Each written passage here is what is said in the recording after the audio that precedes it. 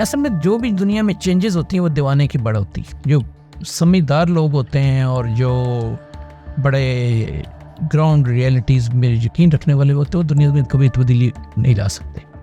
और उसके per capita income $100 पर पर्सन, आज पर कैपिटा इनकम 25,000 है। और ये 5 साल का बच्चा भी कर सकता है और ये 70 साल की बुढ़िया औरत भी कर सकती है।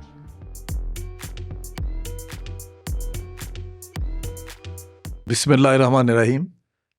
आज के हमारे पॉडकास्ट के मेहमान एक ऐसी शख्सियत हैं जिनकी पहचान ही मुस्बत तासुर है।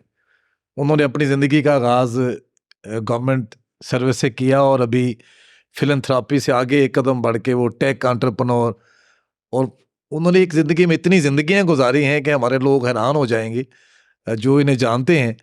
मेरी मुराद डॉक्टर मोहम्मद सलीम अहमद रांझा हैं, जो अपनी ज़ात में ख़ुद एक अदारा हैं और अखुवत के फाउंडिंग डायरेक्टर हैं। और इनके साथ साथ बहुत सारे ऐसे अदारे हैं जिनमें इनका वाइटल रोल है उनकी सक्सेस में। तो हम ये जानना चाहेंगे कि ये सारी ज़िंदगी में इतनी बरकत और इतनी जो प्रोडक्टिविटी है वो कहाँ से आई, और रांझा साहब ने किस तरह से 36 साल अपनी गवर्नमेंट की सर्विस और अभी जो 23 साल ये टेक और एंटरप्रेन्योरशिप फिलंथ्रापी का जो पूरा एक 2 ज़िंदगियाँ गुजारी इन्होंने। तो देखते हैं इन दोनों में क्या चीज़ मुश्तरक है और जो मुआशरे पे और दुनिया पे इनका एक पॉजिटिव इम्पैक्ट है उसके लिए क्या इनके मुस्तकबिल के भी ख्वाब है। तो जी खुश आमदीद रांझा साहब। बहुत शुक्रिया जी सर, आप बताना चाहेंगे कि आपकी जो गवर्नमेंट सर्विस थी वो भी फ़र्क थी और उसके बाद का सारा सफ़र भी, कि कहाँ से शुरू करें इस जर्नी का। बिस्मिल्लाहिर्रहमानिर्रहीम, अल्लाहुम्मा सल्ली अला मुहम्मद व अला आले मोहम्मद। मैं तो साहब ये कहूँगा जी कि ये कुछ भी नहीं है सिवाय अल्लाह की देन है और मेरे माँ बाप की दुआएं, और इसके अलावा कुछ भी नहीं है। बल्कि जितनी दुआएं हैं थीं और जितनी अल्लाह की मेहरबानी है शायद मैं उसको सही कैपिटलाइज नहीं कर सका। अच्छा, आप अपने शुरू की लाइफ से कुछ बताएंगे जी। मेरी जी बड़ी मज़ेदार ज़िंदगी है। वो जो है ना रैग टू रिचेस वो कह सकते हैं। जब मैं पैदा हुआ तो मेरे वालिद साहब जेल में थे। अच्छा। हमारी फैमिली का एक डिस्प्यूट था जिसमें मेरे वालिद, मेरे 2 मामू, मेरे चचा और now my father in law और मेरे वालिद और मेरे मामुओं के मामू ये जेल में थे। और अजीब इत्तेफाक है, अल्लाह माफ़ करे, अल्लाह किसी को भी हालात से बचाए, जेल में भिजवाने वाले मेरे सगे चचा थे। अच्छा। एक फैमिली डिस्प्यूट था जिसकी वजह से we lost a very precious life, और उसकी वजह से ये उसमें इन्वॉल्व थे और ये सारे जेल में चले गए। जब वालिद जेल में गए तो उससे पहले वो कभी स्कूल नहीं गए थे।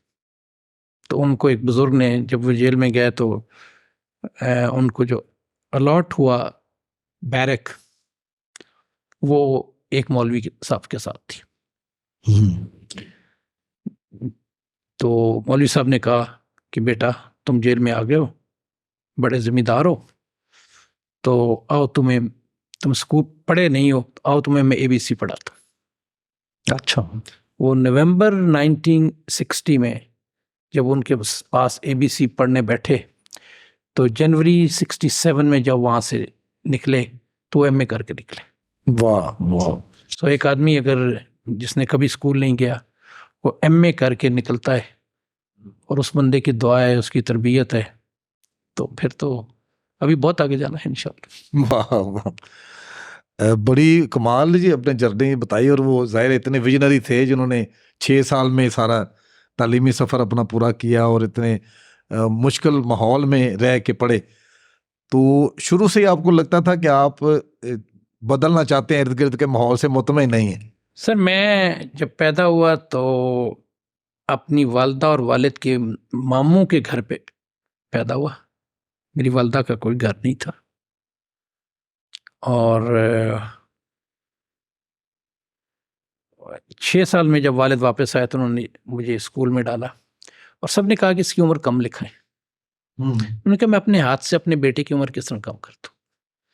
उन्होंने मेरी 6.25 साल उम्र लिखाई, लेकिन अल्लाह के फैसले कुछ और होते हैं। उससे एग्जैक्ट 16 साल बाद जब मैं सिविल सर्विसेज अकेडमी में पहुंचा एमए करके, तो उस वक्त मैं अपने बैच में से वन ऑफ द यंगेस्ट था। वाह। ये अल्लाह करता है कि जब बाप ने रब पे ट्रस्ट किया तो उसके बेटे को अल्लाह ने शॉर्टेस्ट पॉसिबल टाइम में सिविल सर्विस अकेडमी पहुंचा दिया, तो he was one of the youngest. और फिर 37 साल वहाँ पे अल्लाह ने नौकरी करने का मौका दिया। अच्छा, आपकी तालीम पंजाब यूनिवर्सिटी से है? मैंने मास्टर्स पंजाब यूनिवर्सिटी से किया। उससे पहले मैं PAF स्कूल सरगोदा में पढ़ता रहा, सालिक मॉडल स्कूल में पढ़ा।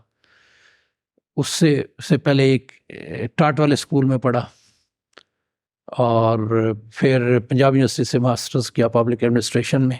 अब्बू की बड़ी ख्वाहिश थी मुझे वकील बनाने की, क्योंकि वो जेल के बाद वकील बन गए थे हाई कोर्ट के और सुप्रीम कोर्ट के। वो अपने इकलौते बेटे को वकील बनाना चाहते थे, और शायद अब लगता है कि मैं ही गलत था कि मैं उनके मुंशी का मुंशी नहीं बनना चाहता था। So I wanted to have my independent career, और मैंने पब्लिक एडमिनिस्ट्रेशन में चला गया। और मेरा इरादा यह था कि मैं 2 साल में पब्लिक एडमिनिस्ट्रेशन करूँगा, CSS करूँगा, 8-10 साल नौकरी करूँगा, और फिर पॉलिटिक्स में चले जाऊँगा। क्योंकि मेरी सारी फैमिली के, मेरे वालिद, मेरे मामू, मेरे कज़न्स सारे पॉलिटिक्स में थे, और मैं ये समझता था कि मैं पॉलिटिक्स के ज़रिए इस मुल्क को बदलने की कोशिश करूँगा। लेकिन अल्लाह के फ़ैसले, क्योंकि मेरे कज़न मनाज़र अली रांझा 31 साल की उम्र में डिप्टी स्पीकर पंजाब बन गए, और उसी हल्के से और उसी सेटअप से मैं CSS में आ गया। तो मुमकिन नहीं था कि मैं अगर जाता तो उनको मैं डिसलोकेट तो कर सकता था, जीत नहीं सकता था। तो we both decided to live with each other, और आज भी हमारी बहुत अच्छी बनती है, और अल्हम्दुलिल्लाह मुझे फ़ख्र है कि मैं उनका छोटा भाई। अच्छा राय साहब, आपको अक्सर दोस्त प्रेडिक्ट करते हैं एक फ्यूचर पर्सन के तौर पे, कि आपके एज ग्रुप के अक्सर लोग नई टेक्नोलॉजी से खौफजदा है, और जो ही डिजिटल रेवोल्यूशन आया आपकी प्रोडक्टिविटी बढ़ गई, हमने देखा है कि जो आपने काम, तो किस तरह से आप देखते हैं फ्यूचर ऑफ द पाकिस्तान या फ्यूचर ऑफ द वर्ल्ड, इसके हवाले से? सर मैं कुछ नहीं कहता, मैं जब कहूँगा तो मुझे सारे कहेंगे कि दीवाने की बाढ़ है। और बाय द वे पाकिस्तान जब बना था तो उस वक्त भी पाकिस्तान को दीवाने की बाड़ी कहा गया था, और उसके बाद दुनिया ने देखा कि वो अल्लाह के फजल करम से अगले 5-7 साल में वजूद में आया, और इंशाल्लाह ता क़यामत रहेगा। तो असल में जो भी दुनिया में चेंजेस होती हैं वो दीवाने की बाढ़ होती है। जो समझदार लोग होते हैं और जो बड़े ग्राउंड रियलिटीज़ में यकीन रखने वाले होते हैं, वो दुनिया में कभी तब्दीली नहीं ला सकते। ये जो ड्रीम करने वाले लोग होते हैं ना, वो ही, तो उसमें डॉक्टर अमजद की एक बड़ी मज़ेदार सेइंग है। वो कहते हैं कि 2 किस्म के ख्वाब होते हैं, एक ऐसे ख्वाब जो आप सोते हुए देखते हैं, और दूसरे ख्वाब ऐसे हैं जो आप जागते में देखते हैं लेकिन वो आपको सोने नहीं देते, और वो ख्वाब दुनिया बदलते हैं। तो सर मैं इससे पहले कि अपना वर्जन दूँ, पिछले कोई 1 महीना पहले गोल्डमैन सैक की रिपोर्ट आई है वर्ल्ड 2075, उसमें जो 6 लार्जेस्ट इकोनॉमीज़ हैं, अमेरिका को रिप्लेस कर देगा चाइना, और बहुत ही जल्दी इंडिया नंबर 2 हो जाएगा। अमेरिका नंबर 3, यूनाइटेड स्टेट्स तीसरे नंबर पे चला जाएगा, चौथे नंबर पे इंडोनेशिया होगा, 5वें पे नाइजीरिया होगा, और 6ठे पे पाकिस्तान होगा। और पाकिस्तान 2075 में आज के $300 बिलियन इकॉनमी के मुकाबले में इंशाल्लाह 12.7 बिलियन डॉलर होगी। यानी कि इंशाल्लाह हम 40 गुना अगले 50 साल में बड़े होने जा रहे हैं। अगर आप पूरी उस रिपोर्ट को देखें तो उसकी डिस्टिंक्ट फीचर क्या है कि जहाँ भी बड़ी पॉपुलेशंस आई हैं और उनके साथ टेक्नोलॉजी आई है, उन्होंने टेक ऑफ किया है। वो चाइना हो, वो इंडिया हो, वो मिडल ईस्ट अब अगला हब बनने जा रहा है, ईस्ट एशिया आसियान आगे बन चुका है, तो कोई वजह नहीं है कि पाकिस्तान क्यों नहीं बनेगा। और सेकंड, मैं तो इसमें थोड़ा सा भी चाइना में था तो मेरी बड़ी डिस्कशन इसके ऊपर हुई कि पाकिस्तान 6ठे पे नहीं होगा, 4थे पे होगा। रीज़न बीइंग कि इंडोनेशिया में टेक्नोलॉजी ज़रूर है लेकिन उनके पास अंग्रेज़ी ज़बान की एज नहीं है। नाइजीरिया में अंग्रेज़ी ज़बान ज़रूर है लेकिन उनके पास टेक्नोलॉजी का एज नहीं। ठीक। पाकिस्तान में दोनों चीज़ें हैं। Pakistan is the third largest English speaking population in the world and Pakistan was the fastest growing tech country. हमारे इस वक्त अगर आप बड़े वसूख से कह सकते हैं कि हमारे स्मार्टफोन जो है वो 12 करोड़ है, 120 मिलियन। और अब भी स्मार्टफोन जो कंपनीज हैं उनके लिए एंड टेलीडेंसिटी जो है वो लेस देन अराउंड 50% है। तो एक तो टेलीकॉम कंपनीज के लिए बहुत ऑप्शन है, क्योंकि वॉइस में बेशक अगर हम बिजनेस डाउन जा रहा है लेकिन बहुत अपॉर्चुनिटीज़ हैं डेटा में। और अगर 50% कंट्री को अगर 90% पे ले जाते हैं हम स्मार्टफोन्स में, और जो हमारी इस वक्त पॉपुलेशन 12 करोड़ स्मार्टफोन्स हैं, अगर ये 21 या 22 या 25 करोड़ हो जाते हैं तो इमेजिन कीजिए with English speaking abilities, tech aptitude, what type of the world we are talking of. वाह, बहुत शुक्रिया जी, आपने इतनी अच्छी हमें उम्मीद दिलाई और आपने वो साबित भी किया। इसमें अगर आप मुझे इजाज़त दें जी, तो कुरान कहता है जी ला तकनतु मिन रहमतिल्लाह। कुरान में एक चीज़ को बार बार जिक्र है कि शैतान तुम्हें तंगदस्ती और मायूसी सिखाता है और अल्लाह तुम्हें अपना फजल और उम्मीद दिलाता है।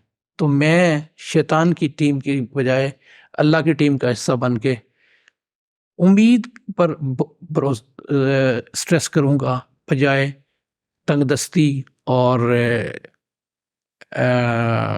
नाउमीदी के। फॉर एग्ज़ाम्पल आज अगर आप 110 बिगेस्ट कंपनीज दुनिया की देख लें तो ये 10 बिगेस्ट कंपनीज जो हैं ये किसी वडेरे या किसी ज़मींदार या किसी इंडस्ट्रियलिस्ट की औलाद नहीं है। Bill Gates, Elon Musk, Steve Job, ये आम लोग हैं। अगर ये वहाँ पे हो सकते हैं तो यहाँ पे क्यों नहीं होंगे? इमेजिन कीजिए अगर पाकिस्तान की इस वक्त जो रिचेस्ट पाकिस्तान की 100 बड़ी कंपनियां हैं उनमें से अगले 5 से 10 साल में 80 कंपनियां टेक की होगी, और वो बच्चे जो किसी हो सकता है अलखिदमत के का जो आगोश है या किसी हमारे यतीम खाने या किसी टाट के स्कूल के बच्चे अगर उस स्टेज पे आते हैं तो और वो $1 बिलियन कंपनियां बनाते हैं तो हम उसी दिन के लिए इंतजार कर रहे हैं। बिल्कुल सही। राजा साहब, जिस तरह अभी एआई की वजह से लोग खौफजदा हैं कि शायद उनका काम जो है एब्सोल्यूट ना हो जाए या लोग रिप्लेस ना हो जाए, तो आप ग्लोबली टेक इवेंट्स पे आप देखते हैं, आपका एक्सपोजर है, तो आप किस तरह समझते हैं कि इसकी वजह से पाकिस्तान कहाँ खड़ा है जो एआई के चैलेंजेस अभी? सर मैं कोई एक जुलाई का महीना सारा चाइना और हांगकांग, जुलाई और अर्ली अगस्त हांगकांग और चाइना में था, और मैं सारे चाइना में अल्लाह ने मुझे वो अपॉर्चुनिटी दी कि मैं दूर दराज इलाकों में गया। मैं 15 दिन शेंजन रहा हूँ जी। तो शेंजन बड़ी मज़ेदार मिसाल है। शेंजन मिड 90s में बनना शुरू हुआ। हांगकांग के अक्रॉस वो बीच में है समंदर है, अगर आप हांगकांग में खड़े हैं तो आप शेंजन देख सकते हैं, और शेंजन में अगर खड़े हैं तो हांगकांग देख सकते हैं। तो अर्ली 90s में इन्होंने बनाना शुरू किया। उस वक्त ये मछेरों का एक गांव था, 30,000 इसकी आबादी थी जी, और उसके वक्त पर कैपिटा इनकम $100 पर पर्सन था। आज पर कैपिटा इनकम 25,000 है। वो 30,000 का गांव 1,70,00,000 का शहर है, और हांगकांग के साथ और शेंजन और मकाओ के साथ दुनिया का फाइनेंशियल और टेक कैपिटल बनने जा रहा है। शेंजन का जो स्टॉक एक्सचेंज है वो शंघाई के स्टॉक एक्सचेंज के बाद चाइना का सबसे बड़ा स्टॉक एक्सचेंज। तो इमेजिन कीजिए कि ये चीज़ वहाँ पे हो सकती है तो ये अरेबियन सी में क्यों नहीं होगी? बिल्कुल सही। जिस तरह सलीम भाई आपके बारे में है कि आप हमेशा पब्लिक प्राइवेट पार्टनरशिप के हामी रहे, और अभी रिसेंटली आपने सरगोदा जो के साथ जो बिजनेस इंक्यूबेशन सेंटर एक मिसाल कायम किया, उसके बारे में ज़रूर बताएं, क्योंकि वो बारिश का पहला कतरा लगता है मुझे अपने मुल्क में। सर उसका क्रेडिट तो अल्लाह की मेहरबानी है, और उसका क्रेडिट 2 बंदों को जाता है। एक doctor Qaiser Abbas, vice chancellor Sargodha university, और दूसरे आमिर वहीद वाइन साहब जो I2C के चेयरमैन हैं। जी। आमिर वाइन इनके फर्स्ट कज़न बख्तियार वाइन, इनके एक और कज़न मंसूर वास्ती और मैं, हम PF स्कूल सरगोदा में थे इकट्ठे। अच्छा। हम सारे एक एक दो साल थे, हम इकट्ठे बड़े हुए, हमने इकट्ठे कॉलेजेस में गए। आमिर चले गए अर्लिंगटन, बख्तियार एग्जॉन चले गए, मैं सिविल सर्विसेज में आ गया, लेकिन हमने अपना राब्ता कहीं भी हमारा नहीं टूटा। हमें जब भी मौका मिलता था, हम जब भी एक दूसरे के शहर में होते थे तो हम कम से कम एक खाना या गपशप इकट्ठे करते थे। तो जब मैं रिटायर हुआ तो आमिर ने कहा कि why don't you join I2C। तो आज मैं I am humble part of I2C, I am humble part of Bakhtiar's team of Avencion और एक्टोपस डिजिटल। तो हम सबका ये था कि मेरे वालिद और मेरी वालदा सरगोदा के गांव में दफन है।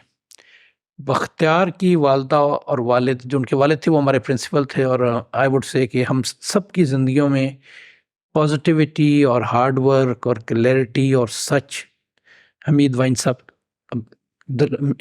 साहब जो हमारे सर वाइन हम उन्हें कहते थे, उनसे हमने बहुत कुछ सीखा, डरते भी बहुत थे। और आमिर की वालदा और आमिर के वालिद, इनसे उन्होंने बहुत प्यार किया हमारे साथ। तो हमीद वाइन साहब और उनकी बेगम, वहीद वाइन साहब और मेरे वालिद और मेरे वालदा, ये हम सारे सरगोदा में दफन हैं। ये 3 शहर में हैं और 2 मेरे गाँव में हैं। वी वांटेड टू पे बैक टू सरगोदा। अब सरगोदा में हमारा बहुत कम ताल्लुक रह गया था। मैं गाँव जाता हूँ, ये दोनों भी कभी कभी वहाँ जाते हैं।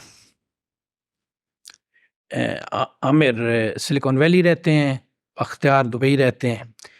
तो we wanted ji what we can do for Sargodha.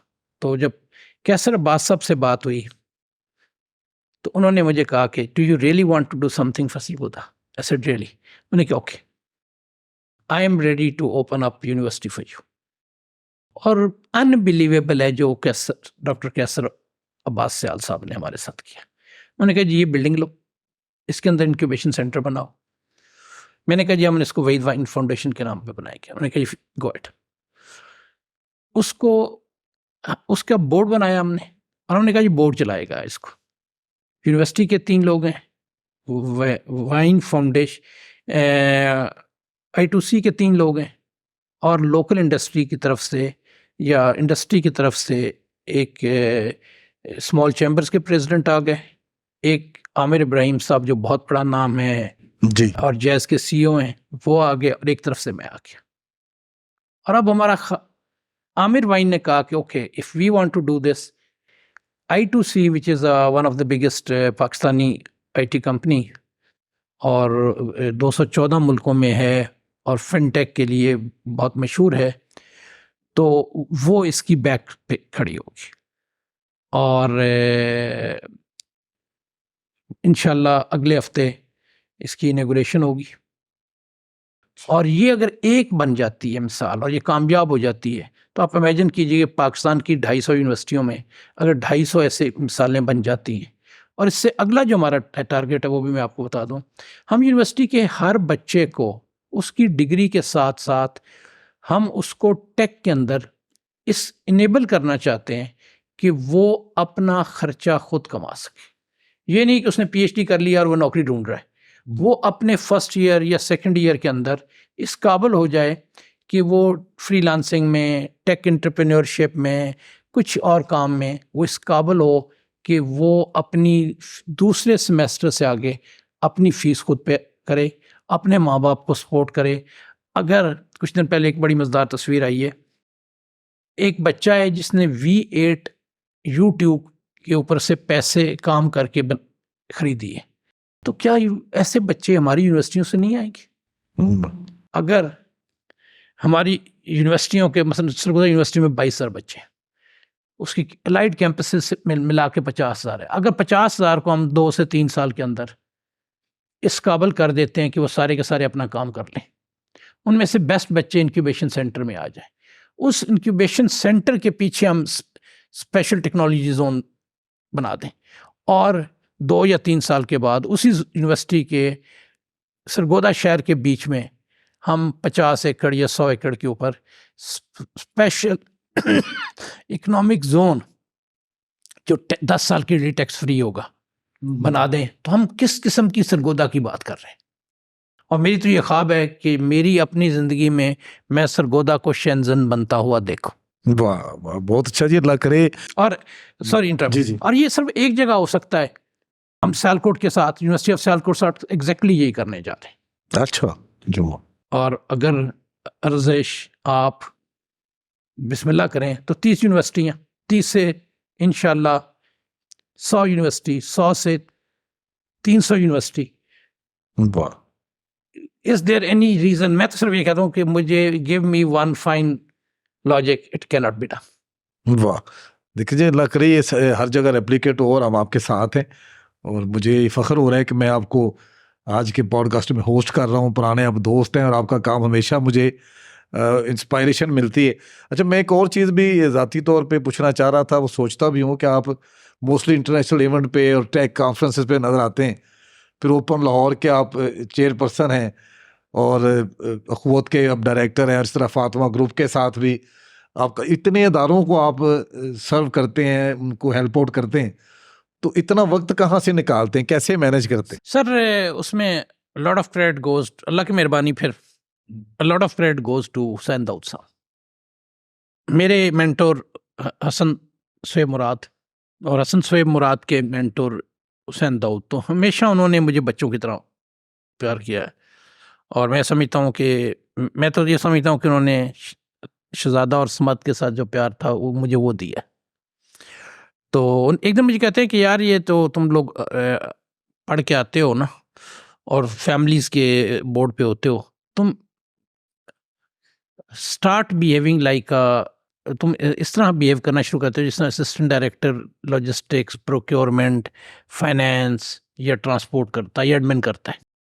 जब तुम बोर्ड पे होते हो तो अपनी राय दो, और राय देने के बाद अगले बोर्ड मीटिंग पे उसके फॉलो अप ले लो। ठीक है। तो लिटरली हुसैन दाऊद साहब ने ना मुझे अपनी फार्मिंग में अपनी वो राह दिखा दी कि मैंने फार्मिंग में महीने में या 1.5 महीने के बाद एक दिन जाना है, मैंने एग्जैक्टली बताना है कि आपने क्या करना है, और अगली दफ़ा जब जाना है तो उसका फॉलो अप लेना है। और यही जब मैं बोर्ड मेंबर्स रिटायरमेंट के बाद या इवन नौकरी के अंदर मेरा एटीट्यूड ये था कि मेरा रोल स्ट्रेटेजिक लीडरशिप है, और मैंने अपनी राय देनी है, और उस राय की बेसिस पे एक कंसेंसस बिल्डअप को के डिसीजन बनना है, और उस डिसीजन को ऑपरेशन टीम ने मैनेज करना है। मेरा काम नहीं है कि मैं सुबह बैठ के और गिन रहा हूँ कि जी आज क्या काम हुआ है। मैं एक जगह पे सीईओ था, वो भी मैंने अब माजरत कर ली है पाकिस्तान पब्लिक हेल्थ फाउंडेशन की, मैं उसके बोर्ड पे चला जाऊँगा। अब चेयरमैन ओपन था, मैं वो भी रिक्वेस्ट की है कि जी मुझे आज़ाद कर दें, मुझे आप रखना चाहते हैं टीम में, I will be more than available. लेकिन मैं वहाँ पे मैं वुड से कि जी मैं वो जो मुझे करना चाहिए था मैं नहीं कर सका, तो उसकी बजाय मैं 10 और बोर्ड्स के ऊपर जाके, क्योंकि बोर्ड में जाने का मतलब ये कि आपने 3 महीने के बाद अगर आपकी बोर्ड मीटिंग है तो आपने 1 या 2 घंटे देने, 2 महीने 29 दिन 21 या 22 घंटे मैं अगर कोई और काम कर सकता हूँ तो वो करूँ। मैं सारी दुनिया ट्रैवल करता हूँ, मैं अपने दोस्तों से मिलता हूँ, मैं अपने पैशंस फॉलो करता हूँ, मैं किताबें पढ़ता हूँ, मैं नेट पर काफ़ी पढ़ता हूँ। इस साल अल्लाह के फजल से मेरा कोई 7वां 8वां ट्रिप है, अगले 4-5 महीनों में मैंने कोई 4-5 दफ़ा फिर बाहर जाना है। तो वो सारी लाइफ डिस्टर्ब हो जाती है अगर मैं किसी जगह एक्टिव रोल प्ले करूँ। और अगर एक ऑर्गेनाइजेशन में मैंने कोई चीज़ सीखी है, तो आगे बाकी अगर मैं 50 बोर्ड्स पे हूँ तो मैं उन सब के पास जाके I can help them to go to next level. और दिस इज़ द वे कि आप ये आइलैंड्स एक्सीलेंस जब मर्ज होंगे, जब क्रॉप अप होंगे और मर्ज होंगे, तो फिर वो पाकिस्तान बनेगा जो हम देख रहे हैं। बहुत शुक्रिया जी, अपने वक्त की तकसीम का फार्मूला बड़ी आसानी से समझाया। मैं वो थोड़ा सा और ऐड कर दूं। जी जी। मेरी ये है कि जी मैंने 1/4 कॉर्पोरेट सेक्टर को देना है, 1/4 मैंने फिलैंथ्रोपिक या नॉन फॉर प्रॉफिट को देना है, ठीक है, 1/4 मैंने टेक को देना है, और 1/4 अब ग्लोबल हो रहे हैं। ठीक है जी। सो मैंने इन चारों को साथ लेके चलना है। एक को अगर प्रेडोमिनेंटली बढ़ा रहा हूँ और दूसरे को छोड़ दूँ, तो सबसे चैलेंजेस जो आ रहा है कि मैं अब 1/4 जो अब मैंने पाकिस्तान से बाहर कंपनीज के साथ काम करना है, वो कितना इंटरेस्टिंग है। मैं चाइनीज़ के साथ क्या कर सकता हूँ, मैं अरबों के साथ क्या कर सकता हूँ, मैं टर्क्स मैं बड़ा क्लोजली मैंने काम किया हुआ है टर्किश बिजनेस कन्फेडरेशन, मुसियाद और डाइक के साथ। तो क्या हम सारे मिलके क्या वो नहीं बना सकते? राजा साहब, मैं हमेशा देखता हूँ, इस तरह आपसे सऊदी में मुलाकात हुई लीव पे, तो आप जितना भी आपका एक्सपोजर है उसको पाकिस्तान से जोड़ते हैं हमेशा, किस तरह का इवेंट पाकिस्तान में क्यों नहीं होता, आपको एक नज़र आता है हमेशा कंसर्न। तो आप टेक के फ्यूचर में क्या समझते हैं, पाकिस्तान किस तरह से वो जगह ले सकता है? हमारे यहाँ तकरीबन 32 लाख बच्चे यूनिवर्सिटियों में पढ़ रहे हैं, ठीक है, 40 से 50 हज़ार हमारे टीचर्स हैं, बाकी स्टाफ अगर यूनिवर्सिटी को डाल दें तो वो भी 4-5 लाख बन जाता है। तो हम 40 लाख लोगों की बात कर रहे हैं। अब 40 लाख लोग इस वक्त बढ़ती हुई महंगाई की और डेप्रिसिएशन की वजह से बहुत परेशान हैं। अगर हम इनको, एक तो ये है कि इस परेशानी का हिस्सा बन जाए, और ये दूसरी एक नई अपॉर्चुनिटी की तरफ चल पड़े, ये अपनी डिग्रियां करते रहें, जो पढ़ा रहे हैं पढ़ाते रहें, जो अपने दूसरे काम कर, अगर इसके साथ ये 2 या 3 या 4 महीने का एक शॉर्ट कोर्स कर लें, और टू स्टार्ट विद फ्रीलांसिंग से वो शुरू होगा, फिर उनके जो नेक्स्ट लेवल है, जो उसमें से डॉक्टर्स हैं, इंजीनियर्स हैं, वो नेक्स्ट लेवल पे चले जाएं, वो बूट कैंप कर लें, उसके बाद ये अपनी टेक की कंपनियां बना लें, और वो टेक की कंपनी एक स्मार्टफोन से शुरू हो जाती है, और ये अपनी मौजूदा इनकम्स के साथ एडिशनल इनकम बनाना शुरू करते हैं। जितनी देर ये टेलीविज़न देखते हैं और मुल्क के हालात पे कुड़ते हैं, और उस कुड़ने के एंड पे कुछ नहीं कर पाते, अगर वो टाइम या व्हाट्सएप के ऊपर जो यूजलेस ग्रुप बने हुए हैं, आई एम सॉरी टू से, और ये वो किसी ने, अगर आप मुझे इजाज़त दें तो लतीफ़ा जी जी जरूर जी। शेयर कर दूं। उन्होंने पूछा जी आपका बेटा आजकल क्या करता है? उन्होंने कहा जी मेरा बेटा व्हाट्सएप के ऊपर 19 ग्रेड का स्कॉलर बना हुआ है। तो ये जो 19, 20, 21 ग्रेड के स्कॉलर हम सारे बने हुए हैं, हम उससे निकल के अपने बिजनेसेस छोटे छोटे, और ये 5 साल का बच्चा भी कर सकता है और ये 70 साल की बुढ़िया औरत भी कर सकती है। हम वो सारे करना शुरू कर दें और हम एडिशनल इनकम्स बनाना शुरू करते हैं। और जब एडिशनल महंगाई का सिर्फ एक इलाज है कि आपकी एडिशनल इनकम्स हो, रोना धोना चीखना चिंघाड़ना इज नॉट, उससे आपकी हालत बेहतर नहीं होगी, आप और बीमार होंगे, आपके घर में और बदमज़गी पैदा होगी। आप कुछ करेंगे तो इंशाअल्लाह अल्लाह बरकत देगा। बिल्कुल सही। और वो जो फिर कुरान की आयत है कि इंसान के लिए वो ही कुछ है जिसके लिए उसने कोशिश की। तो हमें कोशिश करनी चाहिए। कोशिश करने से अगर 40 लाख बच्चे यूनिवर्सिटियों के आ जाएं, हमारे उस्ताद इनकम, तो ये जब जाएंगे तो इनके पास एक डिग्री भी होगी और एक आधी आईटी स्किल्स भी होगी। अब इसमें काम यह है कि गवर्नमेंट कितना कंट्रीब्यूट कर सकती है, यूनिवर्सिटियां अपने वसाइल से कितना दे सकती हैं। जो फिलैंथ्रोपिक है, आप लोगों को राशन दे रहे हैं, आप लोगों को कपड़े दे रहे हैं, यार राशन ना दो, कपड़े ना दो, एक बच्चा जो पढ़ रहा है उसको आप 2 महीने या 3 महीने का कोर्स करा दो ताकि वो अपना काम कर सके। काम करने में वो आपसे अगले महीने फिर आपसे जो राशन लेने उसने आना है, वो अगले महीने इस काबिल हो जाए कि दूसरों को राशन देने वाला हो जाए। सो हमें सिर्फ 40 लाख लोगों को जो यूनिवर्सिटियों के अंदर है उनको इस तरफ लाना है। हमारे स्कूल चेन बड़े मज़ेदार है। बीकन हाउस है, बीकन हाउस में I think lot of credit goes to Qasim Kasuri साहब। उनसे जब मेरी डिस्कशन हुई तो उन्होंने कहा okay and I love him for this. उन्होंने कहा जी मेरे 15 या 1600 स्कूल हैं, उनमें से 3 स्कूलों को हम कन्वर्ट कर देते हैं स्पार्क टैंक पे। अच्छा। और अब 3 स्कूल बीकन हाउस के 10 से लेके 19 साल के बच्चों की इंक्यूबेशन सेंटर बन गए। अगर बीकन हाउस में 3.5 लाख बच्चा है, अगर वो 3.5 लाख बच्चा अपनी स्टडीज के बाद शाम को जो वो गेम्स खेल रहे हैं या एक दूसरे के साथ चैटिंग कर रहे हैं, उसमें अगर वो बीकन हाउस टेक्नोलॉजीज के डेवलपर्स बन जाते हैं, तो मेरे ख्याल में 4 या 5 लाख टाटा कंसल्टिंग के लोग हैं। तो ऐसी beacon house consulting in other big time coming, यही काम रूट्स कर सकता है, यही काम सिटी स्कूल कर सकता है, यही काम दारे अरकम कर सकता है, यही काम पंजाब स्कूल कर सकते हैं, ये एलाइट स्कूल कर सकते हैं, यही पंजाब कॉलेज कर सकते हैं, यही काम TCF कर सकता है। हमारे पास तो अल्लाह ने इतने वसाइल दिए हुए हैं जी। इमेजिन कीजिए कि अगर हमारी टेक की कंपनियां स्कूल कन्वर्ट हो जाएं टेक की कंपनियों में, तो फिर हम किस दुनिया की बात करेंगे।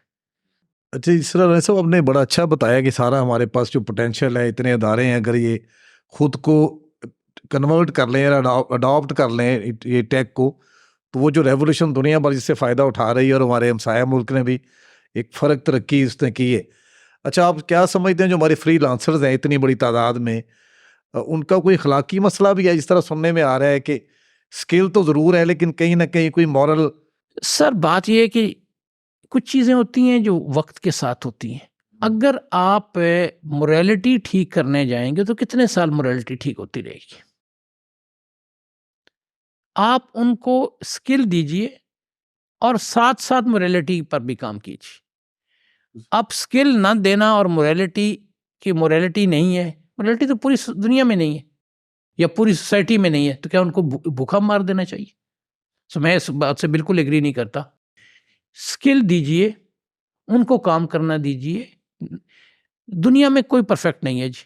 परफेक्ट रसूल करीम सल्लल्लाहु अलैहि वसल्लम की ज़ात थी, और जो अनबिया कराम और रसूल कराम दुनिया में आए वो थे। बाकी हम सब इंसान हैं। हम में किसी में कोई अच्छा सो कॉल्ड अच्छाई है और किसी में बुराई है। हमारा काम है कि अच्छाई पे कंसंट्रेट करें, बुराई को इग्नोर करें, उसके ऊपर पर्दे डालें और लेट्स ग्रो इट। एक दिन यही सोसाइटी बहुत बेहतर हो जाएगी। बहुत शुक्रिया सब। जिस तरह हमने देखा कि फ्यूचर फेस्ट इस तरह के जो टेक इवेंट्स पाकिस्तान में हो रहे हैं और अभी नौजवान इस तरफ आ रहे हैं, आप क्या समझते हैं कितनी ज़रूरत है इसकी, जबकि दुनिया भर से लोग पाकिस्तान में आने के लिए उतना खुश नहीं होते? या उन्हें जो एक सिखाया जाता है या एक रूमर्स है दुनिया में कि पाकिस्तान सिक्योर मुल्क नहीं है। सर मैं तो यही अर्जिश से आपके सामने एक बात कर रहा था कि जी I wish I had his success, I wish I had his age. अगर क्लास शवाब स्विट्ज़रलैंड में ये काम कर सकता है तो अर्जिश क्यों नहीं कर सकता? अगर आप वर्ल्ड इकोनॉमिक फोरम का वेदर देखें तो एक्सट्रीम वेदर होता है, -15 में वो जनवरी में करते हैं, और सारी दुनिया के बिजनेसमैनों को, टेक के लोग और सारे मुल्कों के हुक्मरान इस इंतज़ार में होते हैं कि उनको वर्ल्ड इकोनॉमिक फोरम बनाइए। तो क्या future fest world economic forum नहीं बन सकता? बिल्कुल। लेकिन उसके लिए अगर आपने बिजनेस एज यूजुअल करना है तो नहीं होगा। लेकिन अगर आपने फॉलो करना है उस तरीके से, जिस तरीके से वर्ल्ड इकोनॉमिक फोरम ने ये किया और जिस तरीके से क्लास श्वाब ने ये किया, तो ये हो जाएगा। अच्छा, आप हमारे सुनने वालों को या देखने वालों को कोई पैगाम देना चाहें कि हम वो ख्वाब जो पाकिस्तान का एक टेक जायंट बनने का पूरा करने के लिए, तो क्या आप चाहते हैं अपने यूथ को क्या पैगाम दें? सर मैं समझता हूँ tech is a tip of the iceberg.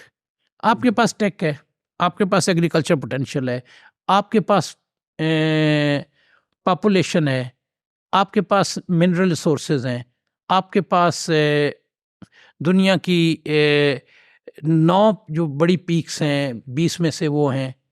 Tourism आपके पास है, हिंदुइज़्म के हिंगलाज और कटास राज यहाँ पे हैं, बुद्धिज़्म के गंधारा, टेक्सला, तख्तबाई और पेशावर यहाँ पे हैं। हमारे यहाँ सिखों के लिए मुतबरक जगह करतारपुर, हसन अब्दाल और ननकाना साहब हैं। हम दुनिया की 2 बड़ी जो फ्यूचर की इकॉनमीज़ हैं, चाइना और इंडिया उनके नेक्स्ट डोर नेबर हैं। हम चाइना और इंडिया का वेस्ट की तरफ रास्ता है। अगर इसके होते हुए कोई बंदा अगर उम्मीद नहीं रखता तो उसके बारे में तो मैं सिर्फ I would not like to use my hard words. हम ये कहते हैं पाकिस्तान का क्या बनेगा, मैं पूछता हूँ पाकिस्तान को अजीम बनाने में आपकी कंट्रीब्यूशन क्या है? अगर हम 24 करोड़ लोग ये कहें कि यार मैंने आज कोई एक काम करना है पाकिस्तान को अजीम बनाने के लिए, मैं कहता हूँ 2 साल से ऊपर आपको प्रॉब्लम नहीं देखना पड़ेगा। अगर आपने 24 करोड़ लोगों ने, sorry use this word, his master voice की तरह बैठ के टांग पे टांग कर रख के रोना है, तो फिर तो वही कुछ होगा जो हो रहा है। आपने भी अपनी गुफ्तगू में बता रहे थे आइंस्टाइन की भी कोई आपने बात की कि वो आइंस्टाइन का बड़ा मजेदार है जी। आइंस्टाइन कहता है if you keep on doing whatever you have been doing for last many years you will get the same results. मैं और मेरा बेटा स्विट्ज़रलैंड गए हुए थे और हम बर्न गए और हम आइंस्टाइन की म्यूज़ियम में गए। अब आइंस्टाइन का म्यूज़ियम 3 या 4 कमरे, एक तंग है, और वो जब नाजी जर्मनी स्विट्ज़रलैंड पे अटैक कर रही थी और वो बंदा उस वक्त सोच रहा था कि दुनिया किस तरह बदलनी, तो दुनिया में जो लोग जिन्होंने बदलनी होती है ना, वो रोते नहीं है। वो दुनिया बदलने के लिए वही कहता है जी यू शुड, आपने चल पड़ना है बेशक कछुए की चाल पे हो। अगर आप कछुए की चाल पे डेली चलते रहें तो वो दिन दूर नहीं होता जब अल्लाह की तरफ से मदद आती है। आपने एफर्ट करनी है, मदद अल्लाह ने करनी है। कितने पैगंबर हैं जिन्होंने ज़िंदगी में बहुत काम किया लेकिन वो अचीव नहीं कर सके, और कितने लोग हैं जिन्होंने कमाल किया है। ये कामयाबी अल्लाह की तरफ से है। उसने कामयाबी के ऊपर आपकी स्टैंडर्ड नहीं रखा हुआ, एफर्ट के ऊपर है। आप एफर्ट करते जाइए और हो सकता है आप कामयाब हो जाएं, हो सकता है आपका बेटा कामयाब हो जाए, हो सकता है फॉर एग्जांपल कार्ल मार्क्स और फ्रेडरिक एंजल्स की सक्सेस क्या थी? 50 साल के बाद व्लादिमीर लेनिन ने 1917 में इनकलाब लिया। अब इसमें ये तो आप नहीं कह सकते कि वो नाकाम थे। और जो जितने भी दुनिया में स्कॉलर्स गुजरे हैं या जी, उनको ज़रूरी नहीं था कि उनकी अपने नज़रों के सामने तब्दीली नज़र आई हो। बिल्कुल सही। अब डेंग ज़ियाओपिंग, मैं चाइना में था, उन्होंने ये न्यू चाइना की शुरू की, और आज डेंग ज़ियाओपिंग नहीं है, लेकिन उनका और उनके फॉलोअर्स का किया हुआ काम नज़र आता है। कोई और चीज़ आप शेयर करना चाहें अपनी, आपकी माशाल्लाह रिच वो जो है ना जिंदगी का? मैं तो उसमें 2 बड़ी मज़ेदार बातें हैं। जी जी प्लीज़। इंडिया की एक फिल्म है मुन्ना भाई, उसमें वो कहता है लगे रहो मुन्ना भाई। एक तो लगे रहो मुन्ना भाई, और दूसरा दिल वाले दुल्हनिया ले जाए में जब वो काजुल के वालिद उसे कहते हैं कि वो जाना चाहती है यूरोप, और तो वो उसको रोक रहे हैं, तो वो कहती है मुझे अपनी ज़िंदगी में से 1 महीना अपनी मर्ज़ी का जी लेने थे। तो उस पर उसके वालिद कहते हैं, बापू जी जिनका नाम है, जा सिमरन तू जी ले अपनी ज़िंदगी। तो मैं तो सबको कहता हूँ कि अपनी ज़िंदगी जिए, अपने मकसद के पीछे, अपने जो आपके पैशंस हैं उनके पीछे लगें, और अपनी ज़िंदगियाँ भी बदलें, अपनी सोसाइटियाँ भी बदलें। और आज जो टेक की दुनिया है वो एक्चुअली फॉलोइंग योर पैशंस है। टेक में 2 चीज़ें हैं, एक तो tech is the result of a laziness. आपने अपनी ज़िंदगी कितनी कंफर्टेबल करनी है, सारी टेक्नोलॉजी। और दूसरे नंबर पे कोई एंड नहीं है। आपने आज अगर आप तालीम नहीं है तो टेक्नोलॉजी आपको तालीम भी दे देगी। अगर आपने ख्वाब देखने हैं तो ख्वाब भी दिखा देगी। अगर आपने अपना फ्यूचर बनाना है तो फ्यूचर भी दिखा देगी, और उस तरह जिस लोगों ने और बनाया है वो भी दिखा देगी। सो अब कोई रीज़न नहीं है, मैं सिर्फ ये कहता हूँ कि प्लान कीजिए, उसके ऊपर परसिस्टेंट रहिए और अल्लाह से दुआ कीजिए, अल्लाह की राह में खर्च कीजिए, फिलैंथ्रोपी कीजिए और कोई वजह नहीं कि आप कामयाब ना। वाह, बहुत शुक्रिया सलीम राजा साहब, आपकी गुफ्तगू में हम रोशन पाकिस्तान की किरणें देख रहे हैं उम्मीद की, और अल्लाह करे कि सारे लोग इसी तरह सोचना शुरू कर दें। तो आपके आने का बहुत शुक्रिया, आप तशरीफ़ लाए, आपने अपना कीमती वक्त हमें दिया।